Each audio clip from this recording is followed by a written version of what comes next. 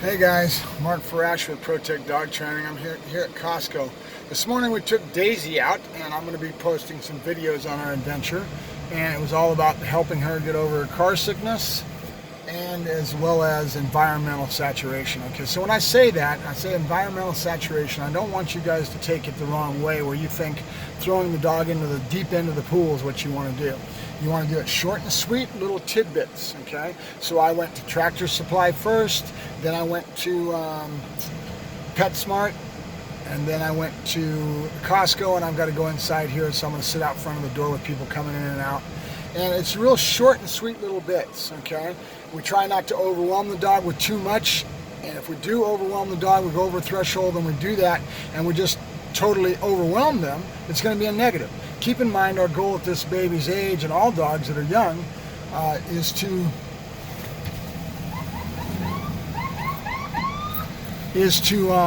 make sure that we don't have negatives. We want everything to be as positive as possible, but you want to get to a point where you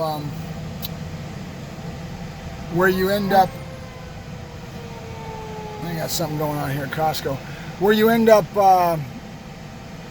making it as positive as possible and don't have the dog go over a threshold, okay? Keep the dog at a point where you're keeping it very positive, short and sweet little tidbits and little bites. So I end up kind of, because of the experience I have and doing this so long, I kind of push the envelope, and because I'm so aware of what I'm doing in that regards. Don't mean to sound like I'm know-it-all, but in general I've been doing this for a lot of years, so I have that experience under my belt, and it is an art, okay? A lot of people will say the science of dog training, and they try to relegate it to the science, but there's a lot of art that's involved with it.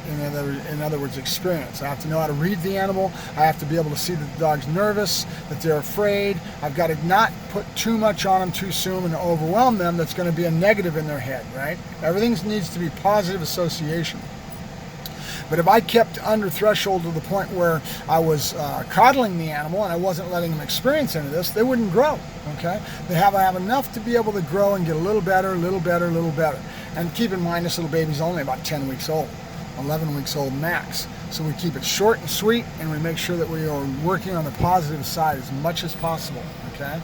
And then I'm going to see if I can get my little camera person that I had last night maybe come with one of these adventures with the puppies and let them film me when I'm doing it, versus me sitting here trying to hold the camera and do it all myself. It makes a jumbled mess. So we'll do that as we go along and let them see it from the outside perspective, and then do a little bit of work in that regards, and let you guys see what I do with the puppies. There's a lot of little tricks that I use. You'll see me using what I call an anchor. It's a mental anchor.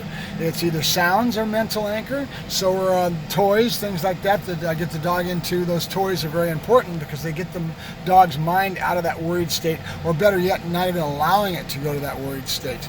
And every time you see that little bit of weakness and a little worried state, you pick the dog up with that play toy, either with a little squeaky on it or movement, whatever it may be, and get the dog redirected into what the positive side of things are, so that they always have a positive association of what they're doing, and they don't become traumatized, and that burns into their brain, and then that negative would be with you for the rest of the dog's life.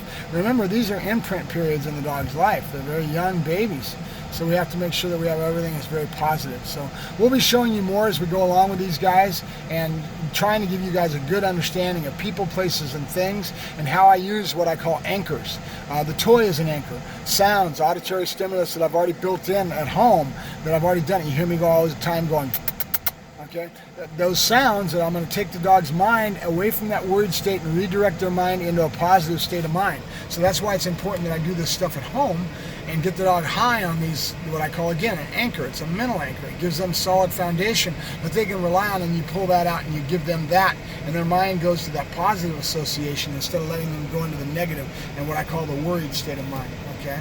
So again, the idea is to not even let them slip into the worried state of mind if you can help it, but if they do, to redirect it and take the dog towards that positive. How you do it, your timing, all that's important, and it is more of an art.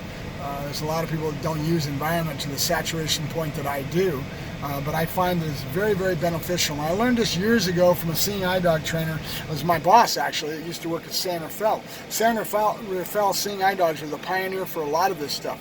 They're the ones that had to prove their dogs were able to go into public and break that ice, break that glass that was Before that, dogs weren't allowed in public places at all, okay? They worked very hard. Let me go ahead and talk about that a little bit.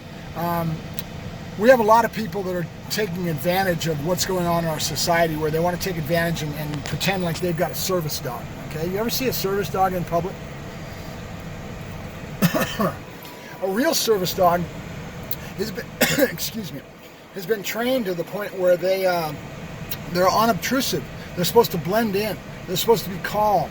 They're supposed to be, when they get in a situation, the owner's been taught and the dog's been taught to go up underneath the table, underneath the bench, to be out of sight, out of mind of the public, so that the public isn't even aware they're there, okay? They even go to the point of letting the dog end up being genetically, they want dogs that can get their tail stepped on, or their toes, and they even bite the bird. They're so unobtrusive that they're designed to basically, they're trained to basically kind of fade into the background and not even to be aware. So if you guys go out in public and you see a dog and an owner that has a dog that's overexcited, starting to bark at other dogs and get all reactive and being stupid, or you'll see people go into a restaurant and they'll push the attitude that their dog's a service dog, and the businesses let this happen because they're afraid of getting sued, okay? So they sit there and they're not educated as much either, and they should be asking some questions. What's your dog trained to do? What is his service? What is he supposed to be doing?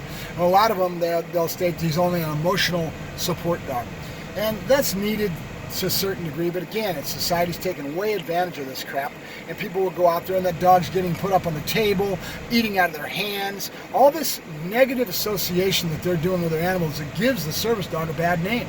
They're not a service dog. They're a person that's being a rude idiot to take their dogs and push them on society when they're not trained to do a job and they don't have a real purpose. That's wrong, okay? And the people will have the attitude, because everybody feels like they're entitled nowadays. And they do this stuff and they push it off on society. But you have to understand something. I may love dogs. This is what I do. I eat, breathe, and sleep dogs. This is my context in life, okay?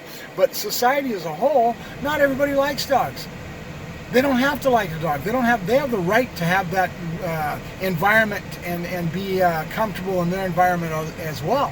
They shouldn't have to put up with that rude individual that's pushing their dog on in that environment, in a grocery store or a restaurant or whatever it may be, and the dog doesn't have the proper training and really isn't a service dog. I think the laws need to be changed to try to curb some of this behavior coming from the public, but they're all running from lawsuit, and it's ridiculous because the lawyers are the only ones really making the money. But keep it in mind, the dog should be unobtrusive, should kind of fade into the background, doing it down off in a corner, always taught to tuck himself under a table, not barking and going crazy at other dogs that may be in his environment. If you see that behavior, you know the dog's not a service dog. So keep it in mind, and then if you are one of those people that are pushing yourself on society and taking your dog out in public like that when he doesn't have the manners and he shouldn't be out there in the first place, you're an idiot. Okay, so just my personal opinion, it really makes me angry because this service dog trainers work very hard to get a dog that's qualified, that has the right genetic match to be able to do the job in society, and then that dog has the training to go with it, and he usually has a job. Okay, and there's a whole slew of things that dog could do for the owner. And if you're not one of those people and you're trying to be self-entitled and you think that you should be able to be out there with the dogs, you're being rude and it's wrong. So keep it in mind, and I hope you get your tail put in a kink and that you have to suffer the abuse of society telling you that you're an idiot, okay? So I take it very seriously because I've been around this stuff for so many years, and I admire all the work and hard work and the genetics and the dogs that do the job to service mankind as they do. So there's thousands and thousands of hours that go into it. I'll talk to you later. I gotta pump some gas and I gotta walk into Costco here. Bye-bye.